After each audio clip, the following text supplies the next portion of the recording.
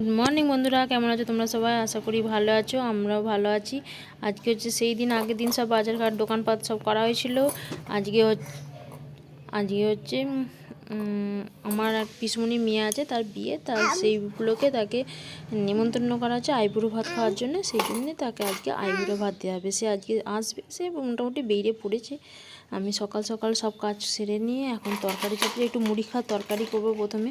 সেই জন্য একটু আলুর দম করবো, সব পেঁয়াজ বান্না মশলা দিয়ে কষিয়ে নিয়েছি। আর আলুটা প্রথমে একটু একটা সিটি দিয়ে নিয়েছি। আর চন্দ্রমুখী আলু তো এমনিতেই নরম হয়ে গেছে, এই আর কি।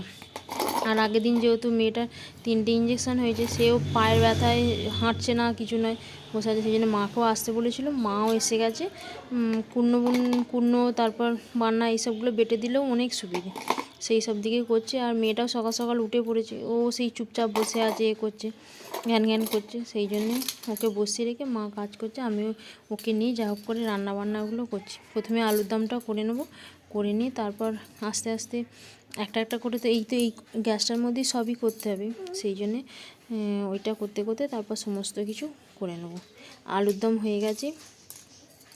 আর আলুর দম হয়ে এখানে পায়েসটা ভাজাভুজিগুলো আগে করে নেবো। আর এদিকে পায়েসটা চাপিয়ে দিয়েছি, যাতে পায়েসটা হতে একটু সময় লাগবে। আর এই যে এখানে পটল ভাজা, বেগুন ভাজা করে নিয়েছি, তারপর আলু ভাজাটা চাপিয়েছি। আলু ভাজাটা একটু পোস্ত দিয়ে ভাজবো। আর তোমার 5 রকম ভাজা হবে।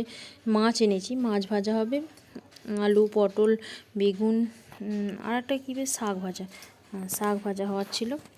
আর এখানে পায়েসটা মোটামুটি হয়ে এসেছে। পায়েসের চালটা সেদ্ধ হওয়ার পর তারপর মিষ্টিটা দিই। আর এখানে আমসত্ত্ব দিয়ে, টমেটো দিয়ে, খেজুর নয়, কিশমিশ দিয়ে হচ্ছে চাটনি। আর আলু ফুলকপির তরকারি হবে, আর চিকেন হবে, আর ডাল করবো ভেবেছিলাম, কিন্তু ডালটা আর করিনি।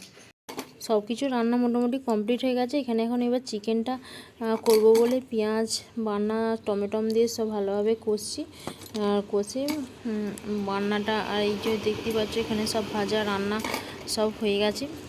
সকাল থেকে রান্না করছি, ওই জন্য একটু তাড়াতাড়িও করছি। আর এখানে মাংসটা এবার হয়ে গেলেই ওকে খেতে দেবো। তারপর ওকে একটা কাপড় দিয়েছি, সেই কাপড়টা ওকে পরতে বলবো, বলে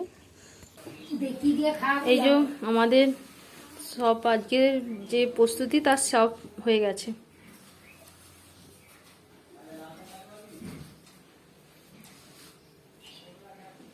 পায়েস আছে, ফুলকপি আলুর তরকারি, এটা মাংস, এটা পাঁপড়, মিষ্টি, দই, এই চাটনি চাপা পড়ে গেছে, চাটনি। আর এখানে 5 রকম ভাজা।